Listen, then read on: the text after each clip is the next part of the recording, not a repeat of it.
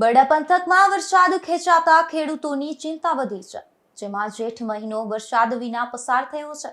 હાલ અષાઢ માસની શરૂઆત પણ થઈ ગઈ છે, છતાં પણ વરસાદ ન પડતા ખેડૂતો સરકાર પાસે તળાવો ભરવા અને ઘાસચારાની વ્યવસ્થા કરવા માંગ કરી રહ્યા છે। આ વર્ષે બરડા વિસ્તારમાં જેઠ મહિનો લગભગ વરસાદ વિના જ પસાર થયો છે। સામાન્ય રીતે ભીમ 11 આસપાસ વાવણી લાયક વરસાદ થતો હોય છે, પરંતુ આ વર્ષે વરસાદ ખેંચાતા ખેડૂતો મૂંઝવણમાં મુકાયા છે। ઘણા ખેડૂતો મોંઘા ભાવનું બિયારણ ખરીદી ચૂક્યા છે, પરંતુ વરસાદ વધુ મોડો પડશે તો બિયારણ બદલવાની ફરજ પડશે અને નુકસાની સહન કરવી પડશે। ઉનાળાની આકરી ગરમી અને વરસાદના અભાવે નદીઓ, ચેકડેમ, કેનાલ અને કુવાઓમાં પાણીનું સ્તર સતત ઘટી રહ્યું છે। આગોતરું વાવેતર કરનારા ખેડૂતોના મગફળીના પાકમાં પણ પાણીના અભાવે પીડાશ જોવા મળી રહી છે અને પાક સુકાઈ જવાની ભીતિ વ્યક્ત કરવામાં આવી રહી છે। જો વરસાદ વધુ મોડો પડશે તો ખેડૂતોને ફરીથી વાવેતર કરવાની ફરજ પડી શકે છે। મારું નામ હિતેશ મોઢવાડિયા, ગામ મોઢવાડા। હું આજે એક વિનંતી કરું છું તાલુકા પંચાયત, જિલ્લા પંચાયત અને ધારાસભ્યશ્રીને કે ખેડૂતોને અસરગ્રસ્ત જાહેર કરો, કારણ કે ખાસ કરીને પોરબંદર તાલુકો હોય કે દેવભૂમિ દ્વારકા હોય કે જામનગર જિલ્લા હોય, આ ખેડૂતો હજી પણ વાવણી કરી શક્યા નથી। જે લોકોએ વાવણી કરી છે પણ એનો પાક પણ નિષ્ફળ છે। ખાસ કરીને આજે 15 જુલાઈ થઈ ગઈ છે અને હવે વાવણી થાય, દાખલા તરીકે વરસાદ થાય તો પણ ખેડૂતોની જે કમાણી છે એ તો વહી ગઈ અને ઉત્પાદનમાં 30થી માંડીને 40% કાપ આવશે।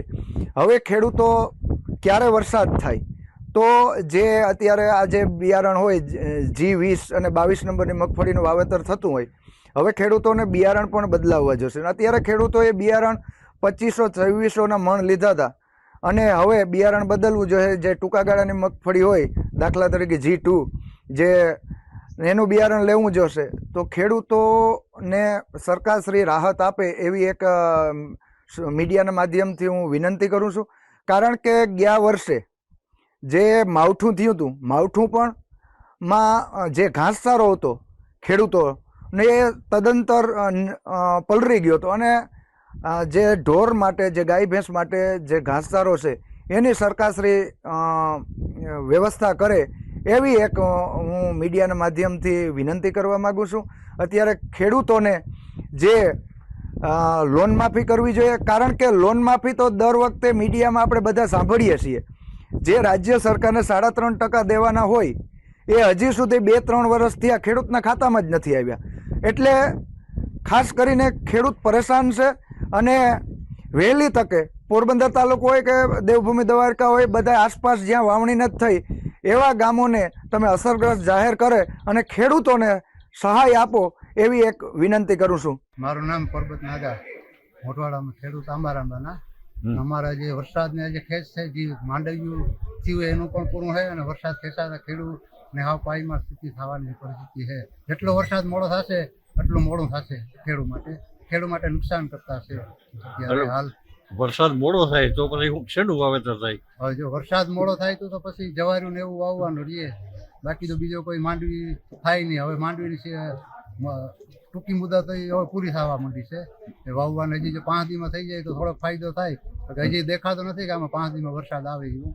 બિયારણનો ફેરફાર કરવો પડે, બધું કરવું પડે। તો એ બિયારણ અત્યારે 1700 ભાવનું જાય ને લેવા જઈએ તો સીધા 200 રૂપિયા લઈએ। એ બિયારણ જો પાછું વેચવું પડે તો એ પાછું 1700 રૂપિયામાં જાય। એટલે બિયારણ બદલવું પડે, બિયારણ બધું ખેડૂત નુકસાની જ છે। આ વરસાદ જેટલો બદલાવે એ બિયારણ પણ વેચવું પડે તો એનો કોઈ ભાવ નથી આવતો પછી। જ્યાં લેવા જઈએ તો 25 ને આજુબાજુ ભાવ છે। પટણ વાયુમાં કે બોરમાં કે પાણી ક્યાંય ના, અત્યારે ક્યાંય પાણી છે જ નહીં, પૂરા થઈ ગયા પાણી હતા એ પણ। બરાબર, અત્યારે માન ઢોર પૂરતા કુંડા ભરાય એવી પરિસ્થિતિ છે। એટલે માલનું ને ઢોરનું ને માણસનું બધાયનું તકલીફ છે અત્યારે। બરાબર। ખેડૂતોના જણાવ્યા મુજબ હાલ પશુઓ માટે પણ ઘાસચારાની પણ અછત સર્જાય છે અને કેટલાક વિસ્તારોમાં પીવાના પાણીનો જથ્થો માત્ર 15થી 20 દિવસ પૂરતો જ બચ્યો છે। આવી સ્થિતિમાં ખેડૂતો રાજ્ય સરકારને સૌની યોજના હેઠળ તળાવો ભરવાની અને પશુઓ માટે ઘાસચારાની તાત્કાલિક વ્યવસ્થા કરવાની માંગ કરી રહ્યા છે। ધીરુભાઈ નિમાવત, ગુજરાત ન્યૂઝ, બગવદર।